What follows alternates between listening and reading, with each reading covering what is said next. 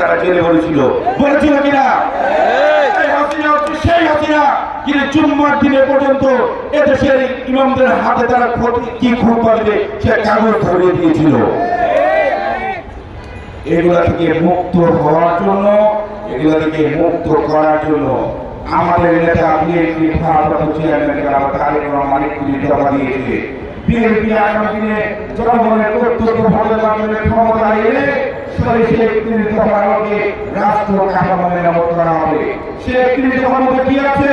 সে ৩১ দফার মধ্যে আছে দেশের সংবিধানকে হাসিনাদের পক্ষ থেকে দিয়েছিল মানুষের কাছে যে কোনো নির্বাচিত সরকার যারা জবাবদিহিতা করতে যেন বাধ্য হয়, কোন সরকারের কাছে জনগণ যেন জবাবদিহি না থাকে, সে আমাদের সংবিধান সংস্কার করা হবে। ৩১ দফার মধ্যে কি আছে?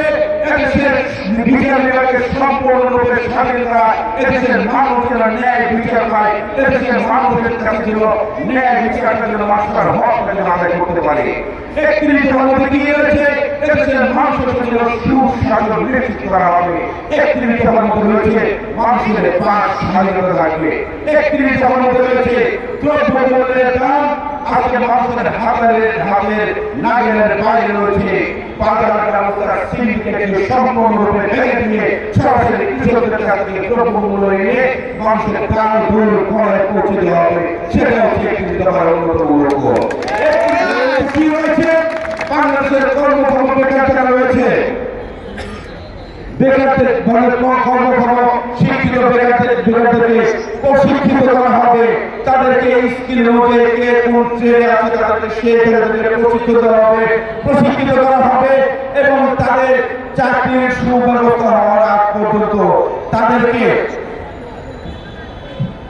বেকার ভাতা দেওয়া হবে। সকল ধর্মের মানুষ বাংলাদেশ যেহেতু মুসলিম প্রধান দেশ, আমাদের ইসলামের দিকে আর কেউ যেন চোখ তুলতে না থাকতে পারে, যারা আমাদের হাফেজদের দিকে যেন চোখ তুলতে না থাকতে পারে, ইমামদেরকে যেন সমাজের সর্বোচ্চ সম্মান দেওয়া হয়, সেই ব্যবস্থা নিশ্চিত করা হবে।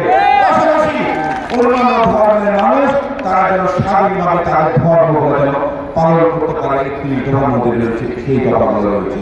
৩১ দফার মধ্যে